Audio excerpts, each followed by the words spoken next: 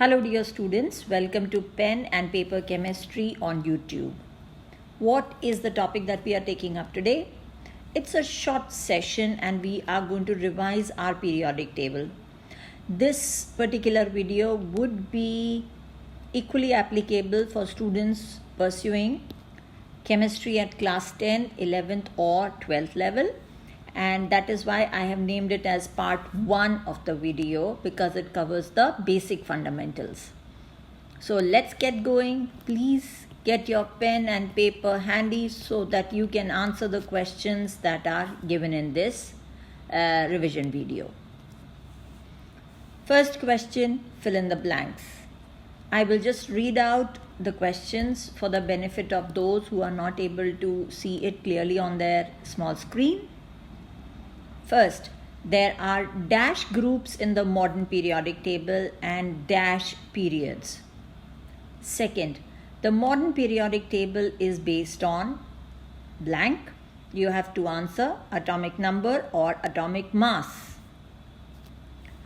Third, there's a blank, elements in the modern periodic table of which, again blank, are naturally occurring. So you have to tell how many elements are known, are there in the modern periodic table, of which how many are naturally occurring. Group 1 elements, that's the fourth one. Group 1 elements are also known as dash, alkali or alkaline earth elements. Fifth question, or fifth fill in the blank to be more specific. Halogens belong to group dash of the modern periodic table. Sixth, group 0 is now group dash in the modern periodic table and consists of dash dash. So 2 words. Seventh, the 4 blocks in the modern periodic table are A, B, C and D. So you have to name the 4 blocks in the modern periodic table. Eighth, fill in the blank. Representative elements belong to dash and dash block of the modern periodic table. Ninth, transition elements belong to dash block of the modern periodic table. 10th, F block elements are also known as the dash dash dash, or you could count it as a single dash, howsoever you may like to read it. So till now we have had 18 fill in the blanks. For each of the fill in the blank that you get right, you give yourself a smiley, right? So you have to tell me and you have to check how many smileys you get at the end of this video. Now here comes the next bit, where this chart will serve as a good revision as well as a checklist of whether you've been able to understand the periodic table completely or not. If you are in doubt, there is a separate set of videos on the modern periodic table on this channel, Pen and Paper Chemistry. Those videos are long, they are an hour long. You can watch it with small pauses in between, having a sip of water or taking short breaks in between in order to relate to the particular topic, in order to understand the modern periodic table completely. 11th question. On going down a group in the modern periodic table. So please see, we are talking about generalizations. When you go down a group in the modern periodic table, how does a particular property vary? Whether it increases, decreases, or it remains the same. First property we talk about is atomic number. Easy peasy lemon squeezy, right? It's very easy. Number of valence shell, number of valence electrons, size of the atom. Fifth property, ionization enthalpy, which in some curriculum is also taught as ionization energy, right?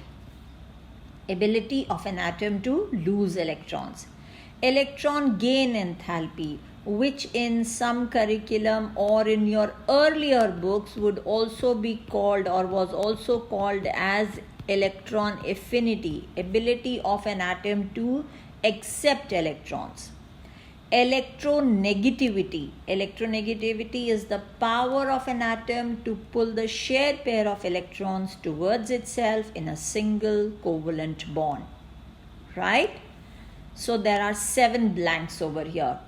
If you get this chart right, that means you get 7 smileys. Right? Let's go ahead.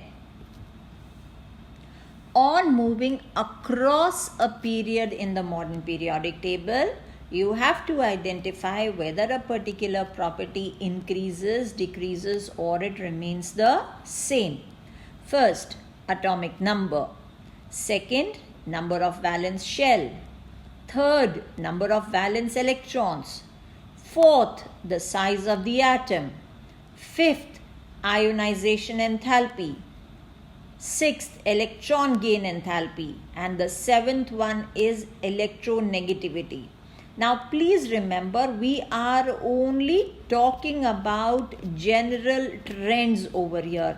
We are not taking or we are not talking about specific examples, because there are exceptions to these generalizations as well. So you just give your answer in terms of the general trend across a period. Right? Again, 7 blanks, 7 smileys please. And these should be big ones. Now this comes like an explanatory question where you have to explain something, and I would sincerely urge you, request you to write down your answer, because when we write down the answer, then we know where we have missed out a word, because this is science. If you miss out certain words, especially if you talk about from an examination point of view, so according to you, you may have written the answer, but according to the examiner, the answer may not be complete. So you have to remember to write down the answer to this question in order to be sure of your learning. So the question goes, shielding effect affects the atomic radii of d block elements to a great extent. First, what is shielding effect? Second, what are the factors which affect it? And third, out of S, P, D and F, which of these, so yes, you know these are the sub-levels, which of these has greater power to shield the valence electrons from the nuclear pull, and why? So here I've given you kind of a hint to the answer as well. And please remember, students of class 10th will not be able to attempt this question. You do not need to bother about it. Stay relaxed, because this is not there in your syllabi. You are to remain confined to the S and the P blocks only, right? The others may please go ahead and attempt to answer this question. So there are 3 parts and there will be 3 smileys for this question as well.